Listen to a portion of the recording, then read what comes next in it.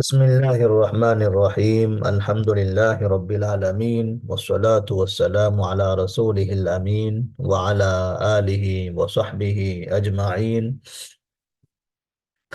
ومن تبعهم بإحسان إلى يوم الدين أما بعد فأعوذ بالله من الشيطان الرجيم بسم الله الرحمن الرحيم يا أيها الذين آمنوا إذا قمتم إلى الصلاة فاغسلوا وجوهكم وأيديكم إلى المرافق وامسحوا برؤوسكم وأرجلكم إلى الكعبين وإن كنتم جنبا فاطهروا وإن كنتم مرضى أو على سفر أو جاء أحد منكم من الغائط أو لامستم النساء فلم تجدوا ماء فتيمموا صعيدا طيبا فامسحوا بوجوهكم وأيديكم إن الله كان عفوا غفورا.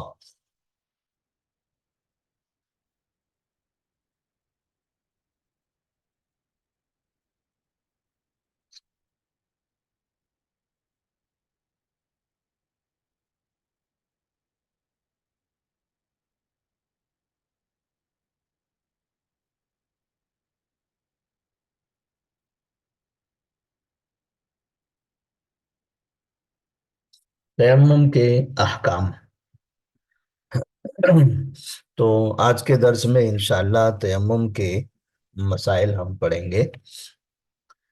تیمم کس کو کہتے ہیں اور تیمم کب کرنا چاہیے، کیسے کرنا چاہیے اور تیمم کیسے ٹوٹتا ہے، تو یہ چند مسائل انشاءاللہ آج کے درس میں پیش کیے جائیں گے۔ سب سے پہلی چیز، اللہ تبارک و تعالیٰ نے قرآن مجید میں جو تیمم کا حکم دیا ہے، تو یہاں پر آپ کے سامنے جو آیت ہے وَإِن كُنتُم مَرْضَىٰ أَوْ عَلَىٰ سَفَرٍ، اگر آپ بیمار ہو یا سفر میں ہو اور یا پھر تم قضائے حاجت کے لیے جاؤ یا پھر بیوی سے جمع کرو، پھر غسل کے لیے پانی نہ پاؤ تو تیمم کرو، فَتَيَمَّمُوا صَعِيدًا طَيِّبًا، پاک مٹی سے تیمم کرو، وَامْسَحُوا بِوُجُوهِكُمْ،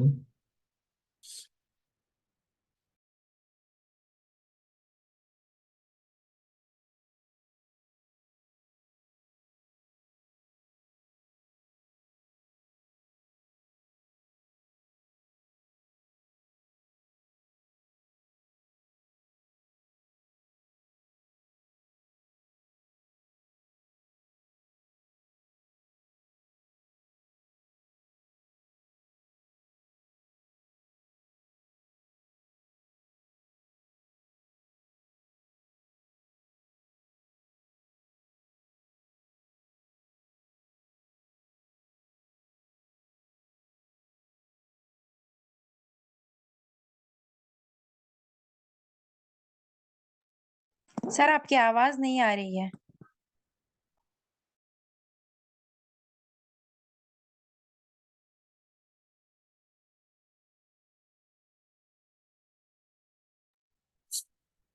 جی، تو فَلَمْ تَجِدُوا مَاءً فَتَيَمَّمُوا صَعِيدًا طَيِّبًا، پانی نہ پاؤ تو پاک مٹی سے تیمم کر لو۔ اس کے بعد فَامْسَحُوا بِوُجُوهِكُمْ وَأَيْدِيكُمْ، تیمم کیسے کرنا ہے؟ تو تیمم کے لیے اعضاء وضو میں سے دو اعضاء ایسے ہیں جہاں مسح کرنے کا حکم ہے۔ فَامْسَحُوا، تو مسح کرو، بِوُجُوهِكُمْ، اپنے چہرے کا، وَأَيْدِيكُمْ، اور اپنے ہاتھوں کا۔ إِنَّ اللَّهَ كَانَ عَفُوًّا غَفُورًا، بے شک اللہ تبارک و تعالی معاف کرنے والا اور بخشنے والا ہے، یعنی جو کوتاہی ہو گئی، غلطی ہو گئی تو اللہ تعالیٰ ان سب کو معاف کرے گا۔ طہارت میں اگر آدمی بھول چوک کر اس طرح سے ایسی کوئی اسے کوتاہی ہو گئی تو ان اللہ کا عفوا غفورا۔ تو اس آیت میں پانی نہ ملنے پر تیمم کا حکم دیا، اور ساتھ میں تیمم کس سے کرنا چاہیے اس کا بھی ذکر آ گیا، سعیدن طیبہ، پاک مٹی۔ سعید، سعید کہتے ہیں ایسی مٹی کو جو زمین کے اوپری حصے پر ہو، زمین کے اوپری حصے پر، یعنی اوپر کی مٹی ہٹانے کے بعد نیچے گڑھا کھود کر جو مٹی نکالی جاتی ہے اسے سعید نہیں کہتے۔ اوپر جب ہم چلیں تو وہ مٹی ہمارے پیر پر لگتی ہے، جب ہوا چلے تو وہی مٹی اڑ کر ہمارے بدن پر آتی ہے، اسی کو سعید کہتے ہیں۔ جو زمین کے اوپری حصے پر جو طے ہے اس مٹی کی، اس کو کہا جاتا ہے سعید۔ اس کا مطلب یہ ہوا کہ تیمم زمین کے اوپری حصے والی مٹی سے کرنا ہے۔ اب اگر کوئی یہ سمجھے کہ مٹی جو اوپر کی مٹی ہوتی ہے، لوگ چلتے ہیں، جانور بھی گزرتے ہیں یہاں سے، تو یہ مٹی پھر پتہ نہیں پاک ہے یا ناپاک ہے، تو اوپر کی مٹی ادھر ادھر ایسا ہٹا کے نیچے کی مٹی نکال کر اسے تیمم کرنے کی کوشش کرے تو تیمم تو ہو جائے گا، لیکن یہ تکلف ہے، یہ بیجا تکلف ہے۔ جس چیز کو شریعت نے، جس چیز کا حکم دیا یا جس چیز کی اجازت دی، اسے چھوڑ کر خواہ مخواہ اپنے آپ کو پریشانی میں مبتلا کرنے کے جیسا ہے۔ اوپر کے حصے میں جو مٹی ہے وہی پاک مٹی ہے، اور اسی سے تیمم کرنے کا حکم دیا ہے۔ لوگ وہاں سے گزرتے ہیں، جانور اس کے اوپر سے گزرتے ہیں، ہوائیں چلتی ہیں، یا ہواؤں سے گندگی ختم ہو جاتی ہے، سورج کی روشنی آتی ہے اس سے گندگی ختم ہو جاتی ہے، اور مٹی خود بھی ایک ایسا مادہ ہے، ایسی چیز ہے کہ جو گندگی کو ختم کر دیتی ہے۔ تو اللہ تبارک و تعالیٰ نے یہاں پر تیمم کس سے کرنا چاہیے وہ بتا دیا۔ اب کیسے کرنا چاہیے؟ فمسحو، مسح کرنے کا حکم دیا ہے۔ جیسے ہم موزے پر مسح کرتے ہیں، تو موزے پر کیسے مسح کیا جاتا ہے؟ معمولی سا ہاتھ ہم گیلا کرتے ہیں، ہاتھ میں پانی نہیں لیتے، صرف ہاتھ بھگاتے ہیں، ہاتھ تر ہو جائے، گیلا ہو جائے، اور پھر پیر کے اوپری حصے پر آہستہ سے ہاتھ پھیر دیتے ہیں، تو پورے پیر پر مکمل طور پر ہر طرف سے ہاتھ پھیر دیا جائے، ہر جگہ سے ہاتھ گھوم جائے، ایسا ضروری نہیں ہے، صرف ہاتھ پھیر دینا ہے اوپر سے، تو معمولی حصے پر پانی لگتا ہے، اسی کو کہتے ہیں مسح۔ مسح مانا ہوتا ہے چھونا، مسح کرنا یعنی چھونا، مکمل طور پر سب طرف ہاتھ پھیرنا اس کو مسح نہیں کہتے ہیں۔ مسح یا چھونا، چھونے کا مطلب ہے، تو اس طرح سے ہاتھ پھیر دیا جائے پیر کے اوپر سے، یہ مسح ہو جاتا ہے۔ ایسے ہی چہرے پر مسح کرنا ہے اور ہاتھ پر مسح کرنا ہے مٹی سے۔ تو یہاں چہرے پر مسح کرنے کا مطلب یہ ہوا کہ چہرے پر ہاتھ پھیر لے، وَأَيْدِيكُمْ، اور ہاتھوں پر ہاتھ پھیر دے۔ ہاتھوں پر یعنی ہتھیلی پر، ہاتھ سے مراد یہاں پر ہتھیلی ہے۔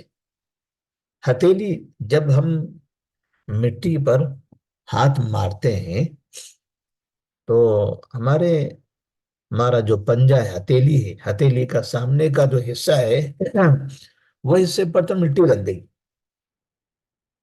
اب یہی مٹی سے ہم چہرے پر مسح کرتے ہیں، اور پھر اب ہتھیلی کے اوپر سے، اوپر کا جو حصہ ہے جس کو ہتھیلی کی پیٹھ کہتے ہیں، جب ہم ہاتھ الٹا کر دیں گے تو اوپر کا جو حصہ ہے یہ حصے پر ایک مرتبہ دائیں ہتھیلی کے پیٹھ پر، دوسری مرتبہ بائیں ہتھیلی کی پیٹھ پر، اس طرح سے ہاتھ پھیر دینا ہے، اس سے مسح ہو گیا۔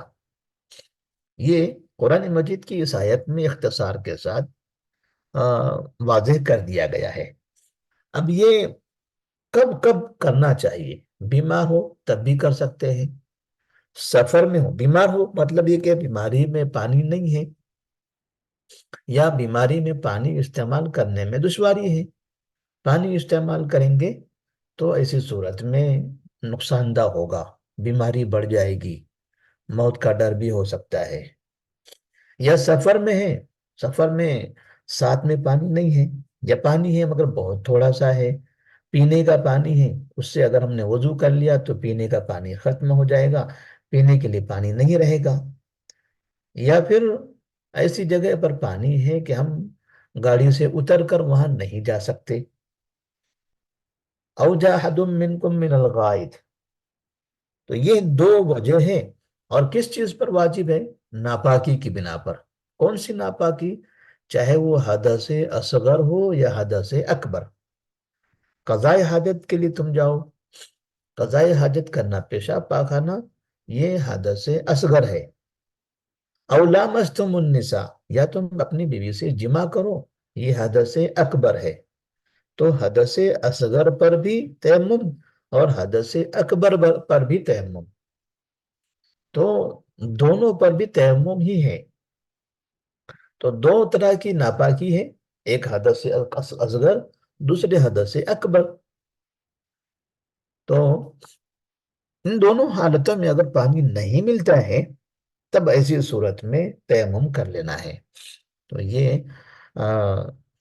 اس آیت میں اللہ تبارک و تعالیٰ نے اس کی وضاحت فرما دی۔ نبی کریم صلی اللہ علیہ وسلم فرماتے ہیں السعید وضوء المسلم وَإِن لَّمْ يَجِدِ الْمَاءَ 10 سِنِينَ، یہ سنن نسائی اور ترمذی کی روایت ہے۔ السعید، جسے میں نے کہا السعید، سعید کہتے ہیں زمین کے اوپر کی مٹی، تو یہاں اس سے مراد ہے پاک مٹی۔ اگر زمین کے اوپر کی مٹی میں گندگی نظر آ رہی ہے، وہاں گندگی گری ہوئی ہے اور وہ ظاہر ہے، تو وہ ناپاک ہے، وہ ناپاک ہے۔ عام مٹی ہے تو وہ پاک ہے۔ اب یہ شک کی ضرورت نہیں ہے کہ یہاں سے لوگ گزرے ہوں گے، یہاں سے جانور گزرے ہوں گے، یہاں سے فلاں ہوا ہوگا، اس کی کوئی ضرورت نہیں ہے۔ اگر گندگی نظر آ رہی ہے تو سمجھے کہ وہاں اس پر تیمم نہیں کرنا ہے۔ اگر وہاں اس طرح کوئی گندگی ڈالی ہوئی دکھائی نہیں دے رہی ہے، کسی نے وہاں گندگی نہیں کی ہے، تو اس جگہ پر، اور پھر وہاں گٹر وغیرہ ایسی کوئی چیز وہاں نہیں ہے، تو ایسی مٹی پر تیمم کر سکتے ہیں، وہ مٹی پاک ہے۔ تو پاک مٹی مسلمان کا وضو ہے، مسلمان کا وضو ہے، مطلب یہ کہ وضو کا بدل ہے۔ یہاں وضو کا مطلب تیمم، کہ مسلمان کو اگر وضو کرنا ہے اور پانی نہیں ہے تو پاک مٹی اس کے لیے کافی ہے۔ وَإِن لَّمْ يَجِدِ الْمَاءَ 10 سِنِينَ، گرچہ کہ 10 سال تک پانی نہ ملے، وہ مسلمان 10 سال تک پانی نہ پائے، اسے پانی کہیں بھی نہیں مل رہا ہے، جو پانی ہے وہ صرف پینے کے لیے ہے، تھوڑا سا پانی ہے، وضو نہیں کر سکتے اس پانی سے، غسل بھی نہیں کر سکتے۔ جیسے پہلے بعض علاقوں میں ایسا ہوتا تھا، آج بھی کئی جگہوں پر ہوتا ہے، لیکن پہلے بہت زیادہ ہوتا تھا کہ ابھی تو بور وغیرہ ہے اور سرکار کی طرف سے باقاعدہ سہولتیں ہیں پانی کی، پہلے لوگ پانی کے لیے بہت پریشان رہتے تھے۔ تھوڑا سا پانی اپنی ضرورت کا پانی لانے کے لیے کئی کئی کلومیٹر دور لوگوں کو گھڑے، برتن، بالٹی وغیرہ لے کر جانا پڑتا تھا، اور کنووں کے اندر سے ڈول وغیرہ ڈال کے نکالنا پڑتا تھا۔ ایک ایک گھڑا کئی کئی کلومیٹر دور سے عورتیں اپنے کندھے پر یا سر پر لگ کر لایا کرتی تھی، تو وہ پانی آپ پینے کے لیے ہی بہت تھا۔ اگر وضو کرنا ہو، غسل کرنا ہو تو پریشانی ہو جاتی تھی، اور کئی کئی دن تک لوگ غسل اس لیے نہیں کرتے تھے کہ پانی نہیں ہے، اگر یہ پانی سے غسل کر لیں گے تو پینے کا پانی نہیں بچے گا۔ تو ایسی حالتیں اگر ہیں کہیں پر، تو وہاں جب تک پانی کی فراہمی نہ ہو تب تک کہ وضو ٹوٹ گیا تو وضو کے بدلے میں تیمم کریں گے، ناپاک ہو گئے، غسل واجب ہو چکا ہے تو غسل کے بدلے میں تیمم کریں گے۔ لیکن 10 سال تک پانی نہ ملے ایسا تو مشکل ہے. پھر بھی یہ ایک حد بتائی گئی ہے. یہاں 10 سال، 10 سال مراد نہیں ہے. مطلب یہ ہے کہ چاہے جتنی دن تک آپ کو پانی نہ ملے آپ تیمم کر سکتے ہو، اس کی کوئی حد نہیں ہے. 2 دن نہ ملے 2 دن تک، 3 دن نہ ملے 3 دن تک، مہینہ نہ ملے مہینے تک. جب تک بھی آپ پانی کے لیے پریشان ہو، یا پانی ہے لیکن آپ پانی کا استعمال نہیں کر سکتے ہو، ایسی بیماری ہے کہ پانی سے غسل نہیں کر سکتے، پانی سے وضو نہیں کر سکتے، مہینے 2 2 مہینے 3 3 مہینے بیڈ پر پڑے ہوئے ہیں، وضو پانی کا استعمال کرنا نقصان دہ ہے، تو تیمم کر سکتے ہیں. تو اس کے لیے کوئی حد متعین نہیں ہے. تیمم کس لیے جائز ہے؟ تو اس سوال کا جواب تو مکمل ہو چکا کہ چونکہ تیمم وضو اور غسل دونوں کا بدل ہے. غسل چاہے جنابت کا ہو یا حیض و نفاس کا. اگر عورت پانی تلاش کرتی ہے اور اسے پانی نہیں ملتا، یا پانی موجود ہے مگر بیماری کی وجہ سے اسے استعمال کرنے پر قدرت نہیں رکھتی، یا پانی استعمال کرنے سے بیماری بڑھنے کا اندیشہ ہے، یا وہ بیماری کی وجہ سے حرکت نہیں کر سکتی اور کوئی اسے پانی دینے والا بھی نہیں ہے، تو ان تمام صورتوں میں تیمم کر سکتے ہیں.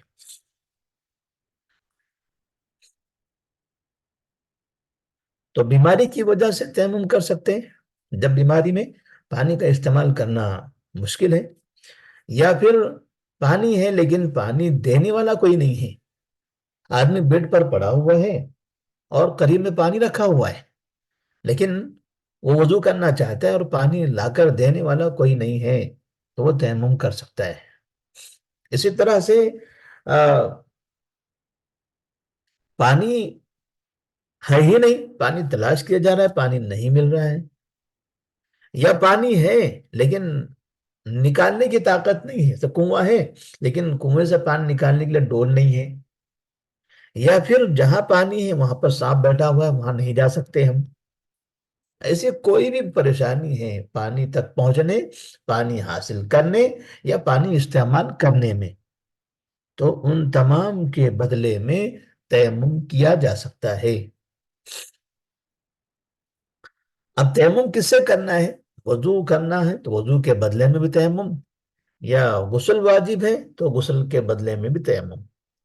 غسل چاہے عام غسل ہو یا جنابت والا غسل ہو، کہ احتلام ہو جائے غسل واجب ہو گیا، بیوی سے جمع کر لیا غسل واجب ہو گیا، یا حید اور نفاس کا خون ابھی بند ہوا ہے تو غسل واجب ہو گیا، اور پانی نہیں ہے یا پانی کی پریشانی ہے، تو اس وقت تیمم کر لیں گے. تیمم کر لینے سے وہ پاک ہو جاتے ہیں اور اس کے بعد وہ نماز پڑھ سکتے ہیں.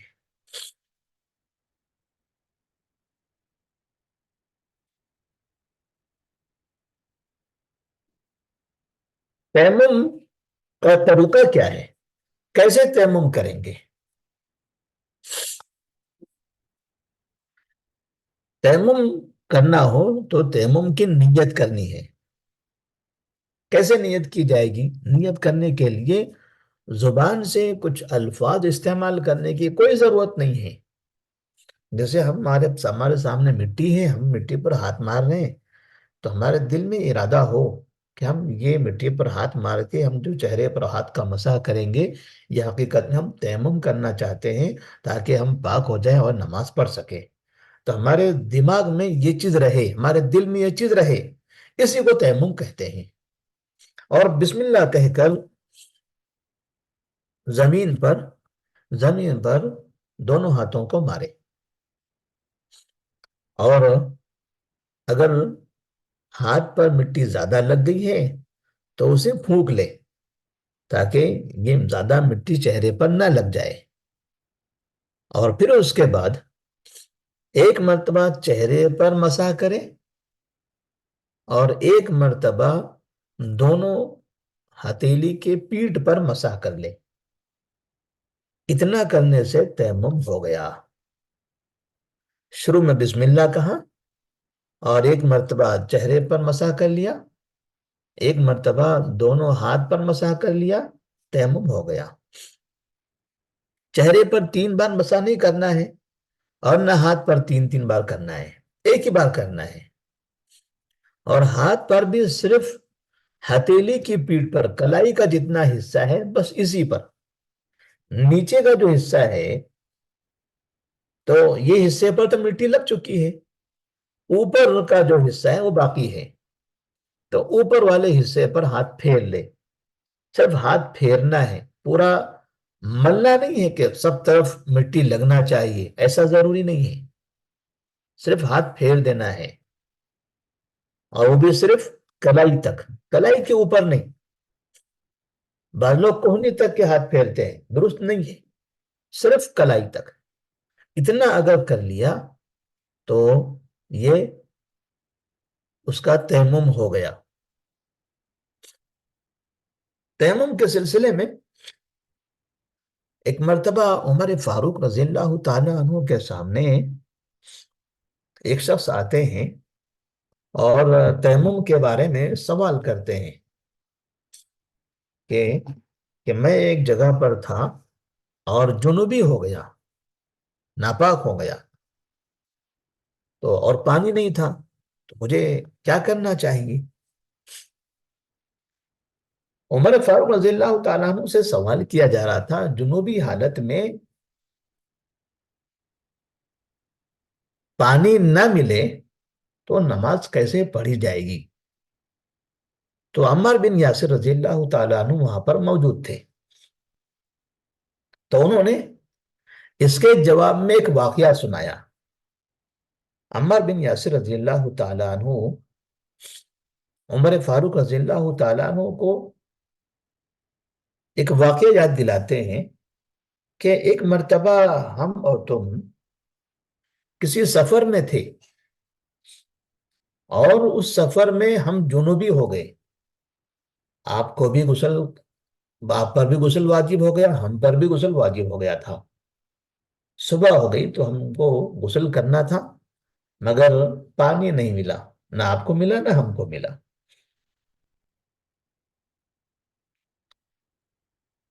تو اس میں عمار بن یاسر رضی اللہ تعالیٰ عنہ عمر فاروق رضی اللہ تعالیٰ عنہ سے کہتے ہیں، تو پانی نہ ملنے کی وجہ سے تو آپ نے نماز نہیں پڑھی، کیونکہ آپ پانی کا انتظار کر رہے تھے، اور میں نے، عمار بن یاسر رضی اللہ تعالیٰ عنہ کہتے ہیں اپنے بارے میں کہ میں نے کیا کیا کہ زمین پر لیٹ گیا، اور لیٹ کر الٹ پلٹنے لگا اپنے آپ کو، جیسے چھوٹا بچہ زمین پر لیڑتا ہے دائیں بائیں ایسے، تو اس طرح سے عمار بن یاسر رضی اللہ تعالیٰ عنہ بھی ایسے خود کو پلٹنے لگے، تاکہ مٹی سامنے پیچھے دائیں بائیں پورے جسم پر لگ جائے، اور پھر اس کے بعد ایسا کر کے میں نے نماز پڑھ لی، فجر کی نماز۔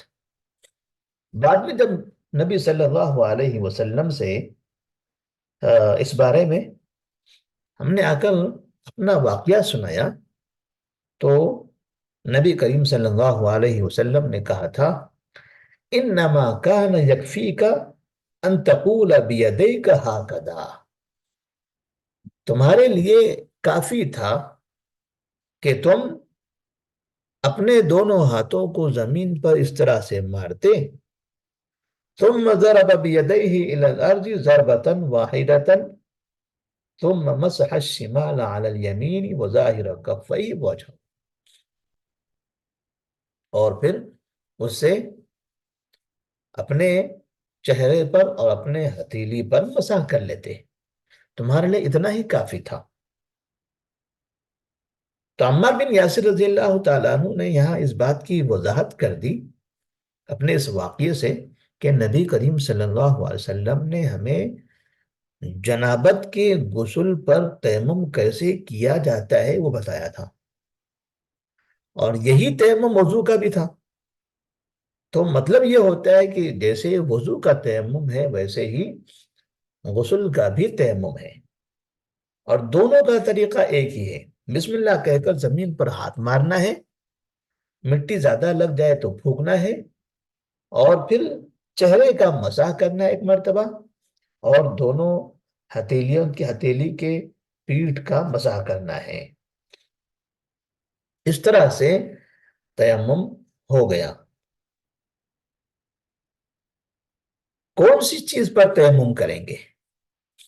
ہم جب مٹی پر ہاتھ مارتے ہیں تو کون سے مٹی کا استعمال کریں گے؟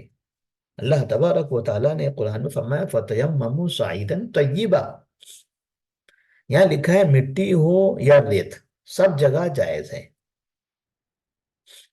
اور ہاتھ کو گرد و غبار سے جھاڑ لے تو کوئی حرج نہیں ہے۔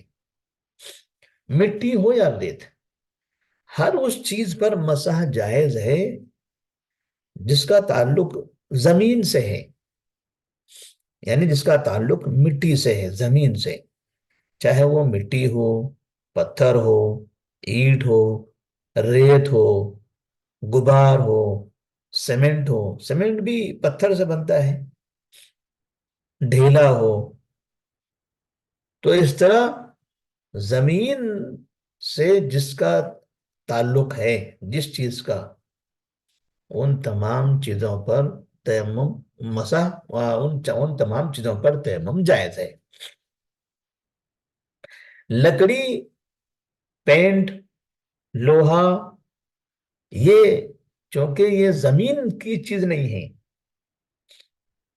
اس کا تعلق زمین سے نہیں ہے، زمین کی قبیل سے، یعنی جس کا جو مٹی سے ہے، دھول مٹی سے ہے، پتھر مٹی کا ہوتا ہے، سیمنٹ مٹی کا ہے، اسی طرح سے ڈھیلا مٹی کا ہوتا ہے، اینٹ یہ بھی مٹی کا ہے۔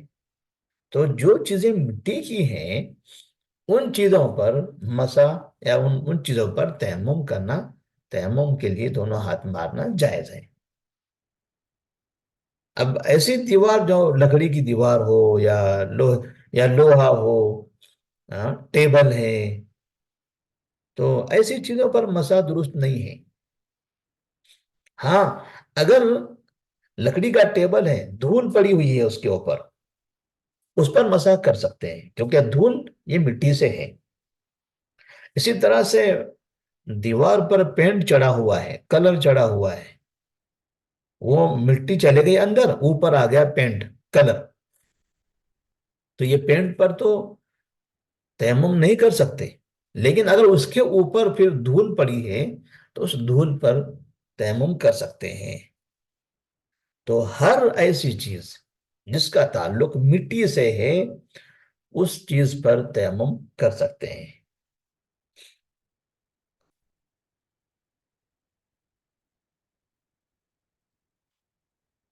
تیمم کے سلسلے میں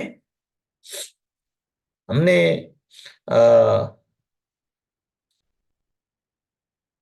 ایک واقعہ جو عمار بن یاسر رضی اللہ تعالیٰ عنہ کا بتایا کہ حالت جنابت میں انہوں نے تیمم کیا تھا۔ مطلب یہ ہوا کہ جنابت سے تیمم کرنا چاہیے اگر پانی نہ ملے تو۔ اسی طرح سے اگر بیماری ہو تو بھی تیمم کر سکتے ہیں، قرآن مجید کے اندر اس کی وضاحت موجود ہے وَإِن كُنتُم مَرْضَىٰ۔ تو اس سلسلے میں بھی ایک واقعہ ہے، عبداللہ بن عباس رضی اللہ تعالی عنہما سے مروی ہے کہ ایک آدمی کے سر میں زخم لگ گیا، پھر چوٹ آئی اور سر سے خون بہنے لگا، اور پھر جب وہ رات میں سو رہے تھے تو انہیں احتلام ہو گیا، سر پر زخم تھا، رات میں احتلام ہو گیا۔ اب صبح جب ہوئی ہے تو انہوں نے اس بات کا اظہار کیا کہ غسل کرنا ہے مگر سر میں تکلیف ہے، تو کیا کرنا چاہیے؟ تو کسی نے ان سے کہا کہ غسل کرنا ہے تو غسل واجب ہے آپ کے اوپر، غسل کرنا پڑے گا، تکلیف ہو یا کچھ بھی ہو۔ تو انہوں نے غسل کر لیا، انہوں نے غسل کیا تو اس غسل کی وجہ سے وہ بیماری میں ایسی تکلیف ہو گئی کہ اس میں کا انتقال ہو گیا۔ نبی کریم صلی اللہ علیہ وسلم کو جب اس بات کی خبر ملی تو آپ صلی اللہ علیہ وسلم بڑے ناراض ہو گئے، ان لوگوں پر جنہوں نے انہیں غسل کرنے کا فتویٰ دیا تھا. آپ نے کہا قتلوہ قتلہم اللہ اولم یکن شفاء العی السؤال. انہوں نے اسے قتل کر دیا، اللہ انہیں قتل کر دے. تو یہاں آپ صلی اللہ علیہ وسلم نے یہ کہا کہ انہوں نے غلط فتویٰ دے کر اس آدمی کو مار دیا ہے، یہ اچھی بات نہیں ہے. ان کے لیے ضروری تھا کہ ایسی صورت میں کم سے کم وہ لوگوں سے پوچھ لیتے، ہم سے پوچھ لیتے کہ ایسی پریشانی میں انہیں کیا کرنا چاہیے تھا. بغیر علم کے آپ نے ان کو فتویٰ دے دیا اور انہوں نے غسل کیا، جس کی وجہ سے ان کی طبیعت خراب ہو گئی اور انتقال ہو گیا. تو اس سے سمجھ میں آتا ہے کہ بعض مرتبہ کچھ بیماریاں ایسی ہوتی ہیں کہ اگر پانی کا استعمال کر لیا جائے تو آدمی کی بیماری بڑھ جاتی ہے اور کبھی موت تک بھی پہنچا دیتی ہے. اسی لیے شریعت نے یہاں پر انہیں اس بات کی رخصت دی ہے کہ بجائے پانی کا استعمال کرنے کے تیمم کرو. اور تیمم بھی اتنا آسان کام بتا دیا. تیمم میں کوئی بہت بڑا کام نہیں کرنا ہے، صرف مٹی پر ہاتھ لگانا ہے، چہرے پر مسح کرنا ہے، ہتھیلی پر مسح کرنا ہے. نہ اوپر ہاتھ آستین چڑھانے کی ضرورت، نہ اگر ہاتھ میں کہیں سوئی لگی ہو، پٹی لگی ہو، اس کو ہٹانا، ایسے کوئی ضرورت نہیں ہے. صرف ہتھیلی کی پشت پر مسح کر دینا ہے، بس اتنا سا کافی ہے.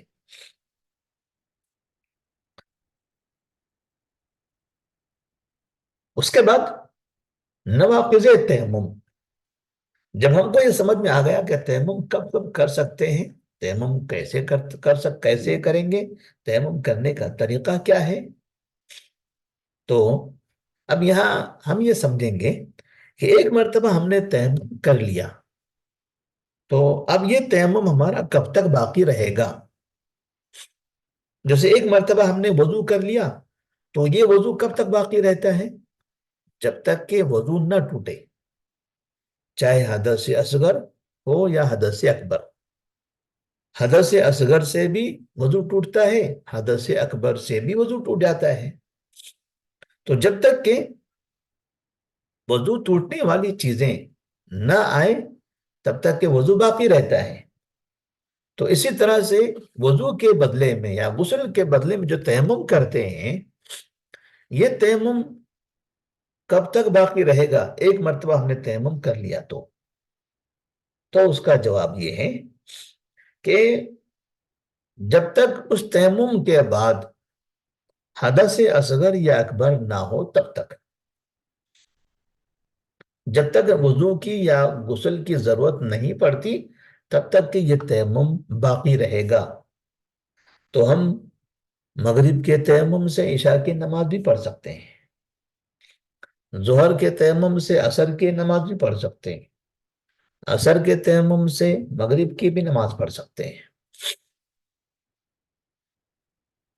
جب تک کہ حدث اصغر یا حدث اکبر نہیں ہوتا تب تک کہ یہ تیمم باقی رہے گا. اور دوسری چیز، اس تیمم کے بعد اگر پانی مل گیا تو یہ تیمم ٹوٹ جائے گا. اگر پانی نہ ہونے کی وجہ سے تیمم کیا تھا تو پانی ملنے پر تیمم ختم ہو جائے گا. اگر پانی استعمال کرنے پر قدرت نہیں تھی، اب استعمال کرنے پر قدرت آ گئی تو تیمم ختم ہو جائے گا.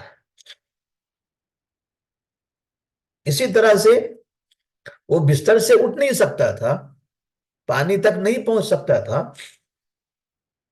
اس لیے اس نے تیمم کیا ہوا تھا. لیکن اب وہ اٹھ سکتا ہے، پانی تک جا سکتا ہے، تو اب یہاں پر اس کا تیمم ختم ہو گیا. ایک جگہ پر پانی تھا لیکن وہ پانی لا کر یا نکال کر دینے والا کوئی نہیں تھا، اس لیے ہم نے تیمم کیا ہوا تھا. تو بعد میں وہ پانی نکال کر دینے والا کوئی شخص مل گیا، یا پھر پانی بور میں ہے اور لائٹ چلے گئی ہے، پانی کہیں پر بھی نہیں ہے، لائٹ آئے تو بور سے ہم پانی نکال سکتے ہیں، اگر لائٹ نہیں رہی تو پانی بھی نہیں رہے گا، تو ایسی صورت میں ہم تیمم کر لیں گے، لیکن جیسے اس کے بعد لائٹ آ جائے، پانی نکالنے کا راستہ ہم کو مل گیا، تو ہمارا تیمم یہاں پر ختم ہو گیا، چونکہ تیمم وضو اور غسل کے بدل ہے، تو جب پانی سے وضو اور غسل کرنے کی استطاعت آ گئی، تب یہ تیمم خود بخود ختم ہو جائے گا۔ اگر ہم نے تیمم کر کے نماز پڑھ لیا اور نماز کے بعد ہمارے پاس پانی آیا، نماز کے بعد پانی حاصل کرنے کی قدرت آئی، یا نماز کے بعد ہم اچھے ہو گئے، نماز کے بعد ہم چل سکتے ہیں، پانی تک جا سکتے ہیں، سارا کام نماز کے بعد ہو رہا ہے، تو بعد میں ہم وضو کریں گے، غسل کریں گے، مگر جو نماز پڑھ چکے ہیں اب اس نماز کو دہرانے کی ضرورت نہیں ہے، یہ نماز ہماری ہو گئی، اب اس کے بعد اگلی نماز سے پہلے ہمیں وضو اور غسل کی، وضو کا بدل تھا تو وضو، غسل کا بدل تھا تو غسل کرنے کی ضرورت ہوگی۔ ابو سعید خدری رضی اللہ تعالیٰ عنہ سے ایک روایت مروی ہے، کہتے ہیں کہ دو آدمی سفر پر نکلے، نماز کا وقت آ گیا مگر ان کے ساتھ پانی نہیں تھا، دونوں نے پاک مٹی سے تیمم کیا اور نماز پڑھ لی، پھر جب پانی بھی مل گیا جبکہ ابھی نماز کا وقت بھی باقی تھا، تو ان میں سے ایک نے وضو کر کے دوبارہ نماز پڑھ لی، جبکہ دوسرے نے وضو کیا نہ نماز دہرائی، دوسرے نے نہ وضو کیا نہ نماز پڑھی، کیونکہ نماز پہلے پڑھ چکا تھا، ایک نے وضو کر کے دوبارہ نماز پڑھی اور دوسرے نے یہ سمجھا کہ چونکہ ہم تیمم کر کے نماز پڑھ چکے ہیں، اب پانی ملا ہے، لہٰذا اب دوبارہ وضو کر کے نماز پڑھنے کی کیا ضرورت ہے، تو دوسرے نے نہ وضو کیا نہ نماز پڑھی۔ واپسی کے بعد جب دونوں نبی کریم صلی اللہ علیہ وسلم کی خدمت میں حاضر ہوئے اور اپنا یہ واقعہ سنایا،